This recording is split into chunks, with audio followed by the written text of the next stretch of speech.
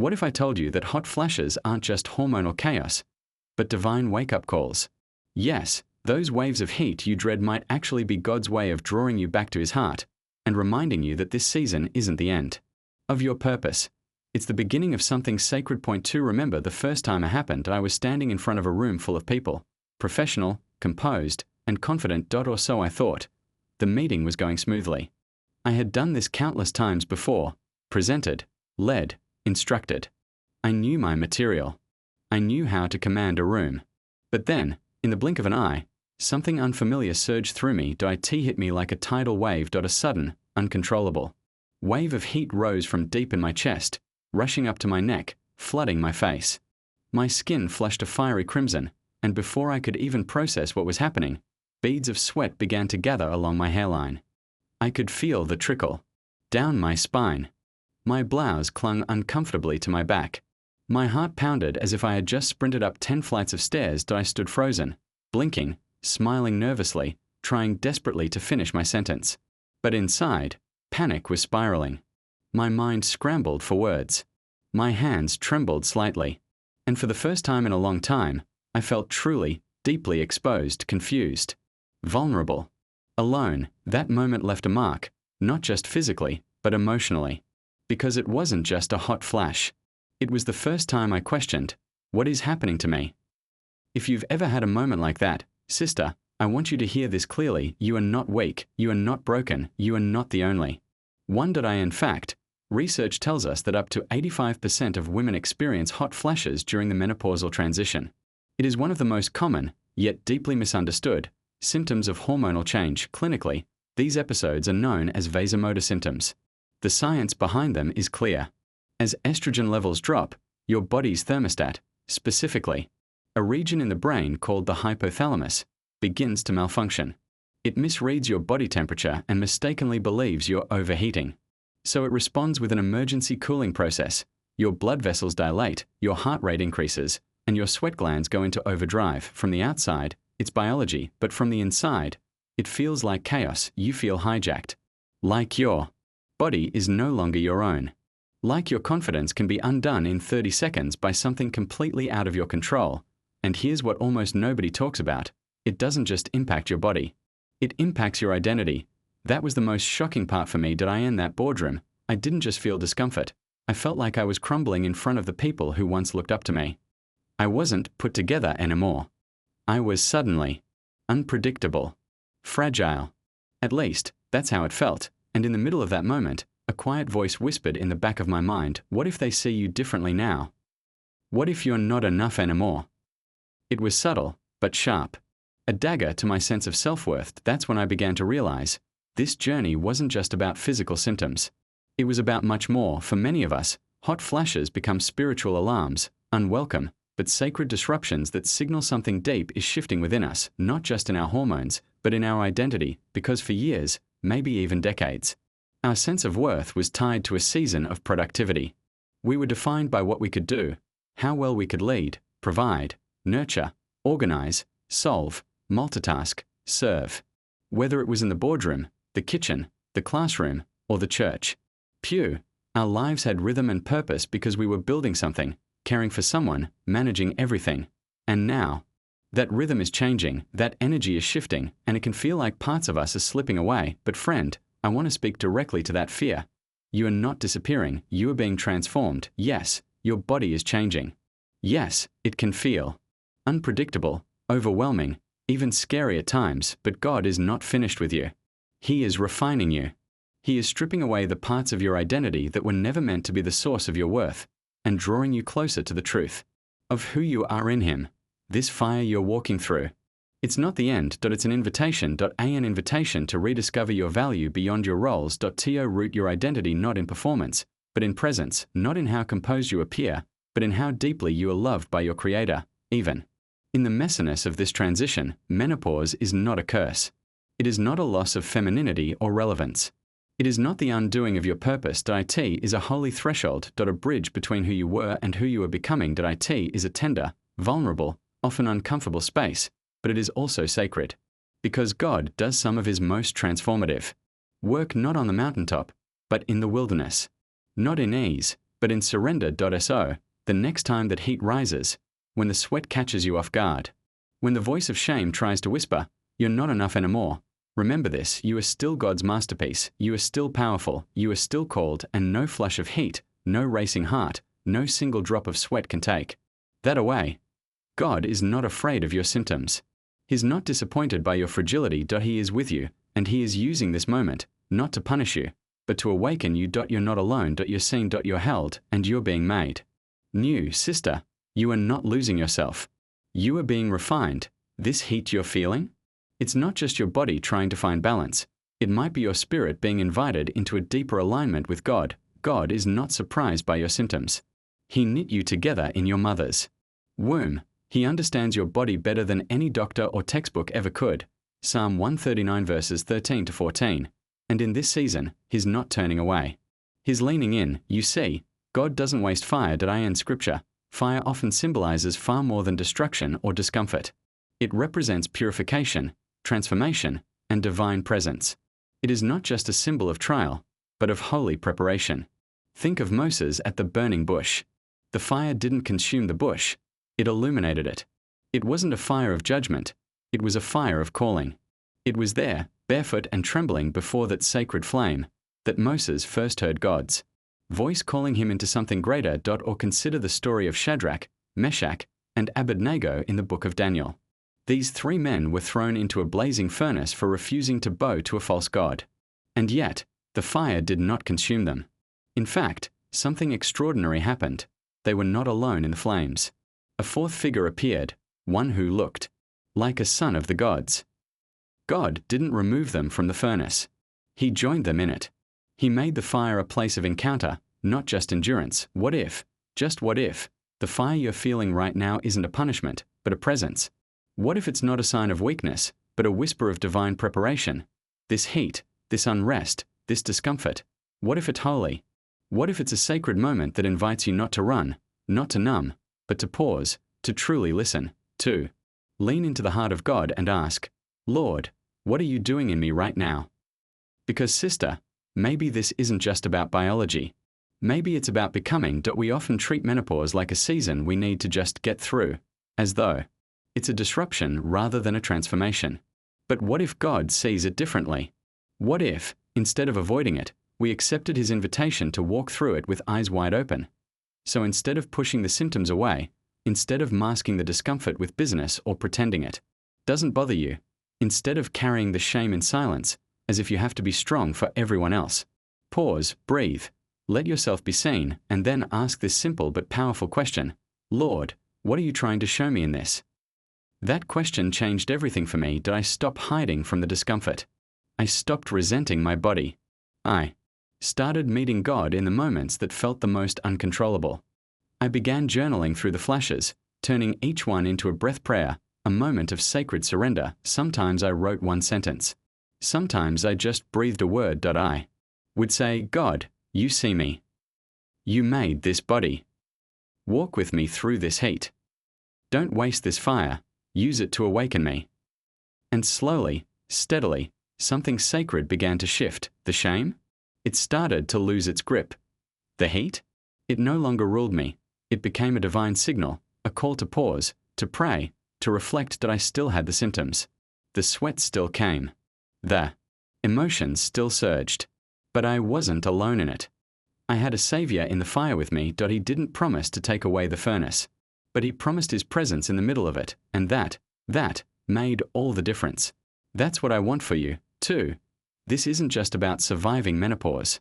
It's about learning to thrive inside of it, with grace, with wisdom, with a soul anchored in the truth that God is with you in every season, even the uncomfortable ones, because sister, hot flashes don't define you.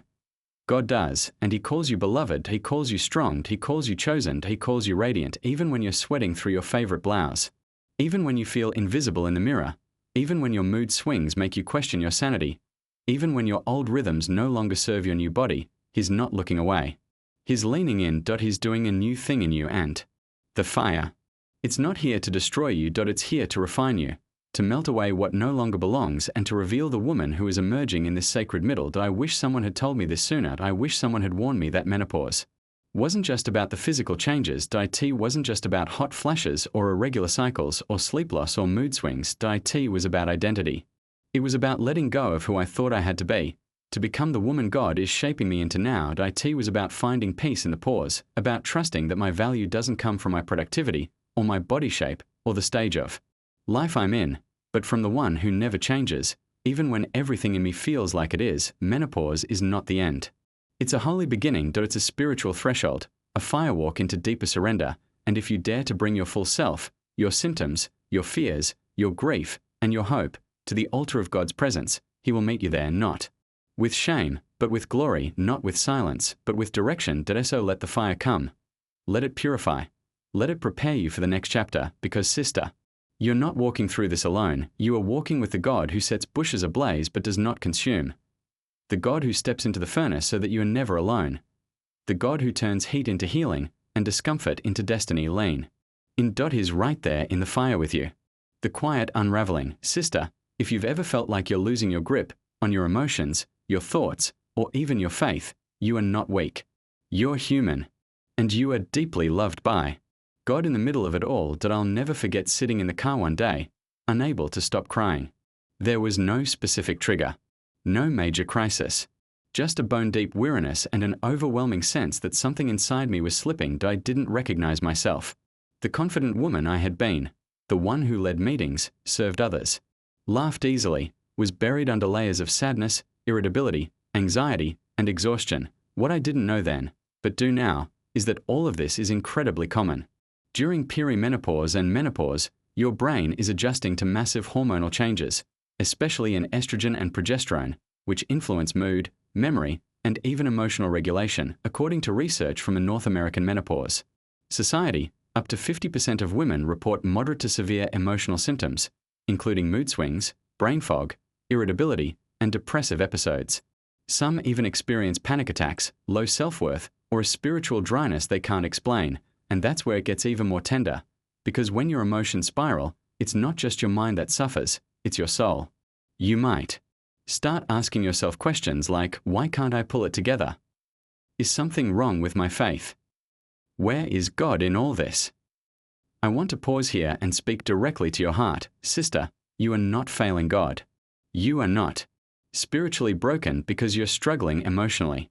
God isn't disappointed in you. He's drawing closer than ever. Let's look at the truth together. In Hebrews 4 verses 15 to 16, we are told that Jesus is our high priest who sympathizes with our weaknesses because he's felt every kind of struggle we face. And verse 16 says, let us then approach the throne of grace with confidence, so that we may receive mercy and find grace to help us in our time of need. Your time of need isn't something to hide from God. It's the very moment He invites you to come closer. I am the same way. Isaiah 41 verse 10 gives us this promise, do not fear, for I am with you. Do not be dismayed, for I am your God. I will strengthen you and help you. I will uphold you with my righteous right hand. That verse became an anchor for me. Every time I felt emotionally unsteady, I clung to that promise. God wasn't asking me to be strong. He was promising to carry me. Now, don't get me wrong.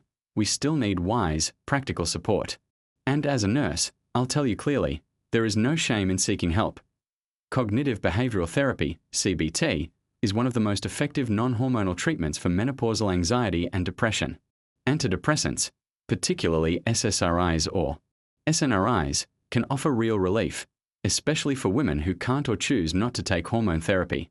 And now, newer non-hormonal options like fezolinetant, Veozah, are available specifically for vasomotor symptoms, which can also improve emotional well-being by reducing physical stress triggers. Even small lifestyle shifts, like regular movement, reduced sugar and caffeine, consistent sleep patterns, and omega-3 intake, can support both brain and mood health. But emotional healing isn't just about biology. It's about inviting Jesus into the whirlwind. I started praying differently during this season.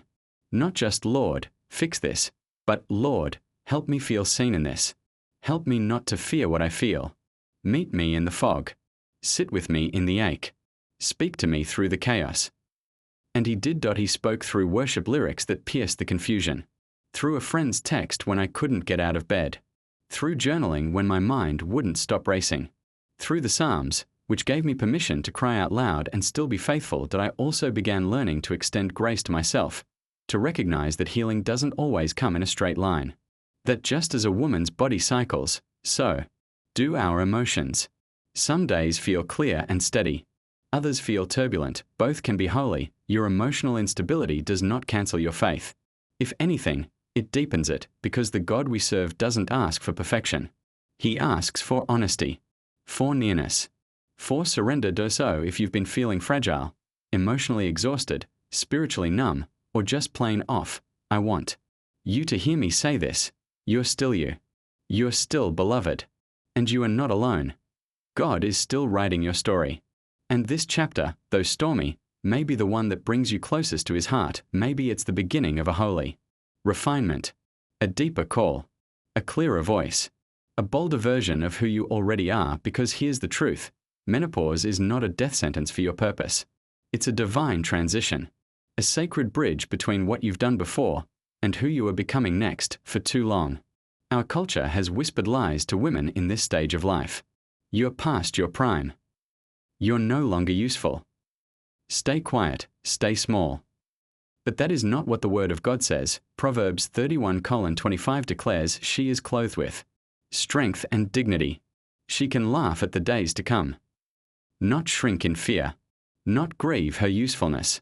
She can laugh with boldness, with hope, with clarity, because she knows her identity is anchored in God, not in youth or hormones or performance. When I stopped fighting my symptoms and started listening to what they were revealing, I began to notice something else.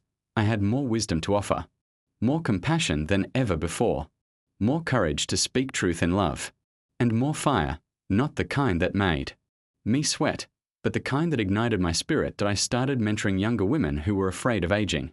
I started speaking more boldly about what it means to embrace a body that is changing. I stopped apologizing for needing rest and started honoring it as holy, and in doing so, I realized this wasn't the end of my story. It was the next chapter. Yes, there were still symptoms. I still had nights when I woke up drenched in sweat. I still had days when my brain felt like mush. But now, I was walking through it with purpose, and I wasn't walking alone. God was with me in the fire, just like He was with Shadrach, Meshach, and Abednego in that furnace. Not preventing the fire, but standing inside it with them. That image carried me through the darkest nights. So if you're listening to this and thinking, I'm not who I used to be, I want to say this with love and truth. Maybe you're not. But maybe who you're becoming is exactly who God has been preparing all along. You are not less than because of this transition. You are not invisible. You are not disqualified. You are becoming refined, resilient, radiant. You're stepping into a calling that was always yours, but now, shaped by fire, you can carry it with authority and grace. Sister, if you felt unseen in this season, if your body's changing, your emotions are fragile, and your faith feels tested, know this: God is not done with you. Hot flashes, hormone swings, sleepless nights, they are real. But so is His promise. You are still chosen, still called, still capable. Not in spite of the fire, but because of what is refining in it. So take a deep breath. You are not walking alone. And this next chapter? It might just be your most powerful. Yet, yellow heart, if this message spoke to your heart, please subscribe and join our community of women walking this sacred journey together, with faith, medical wisdom, and grace for every step.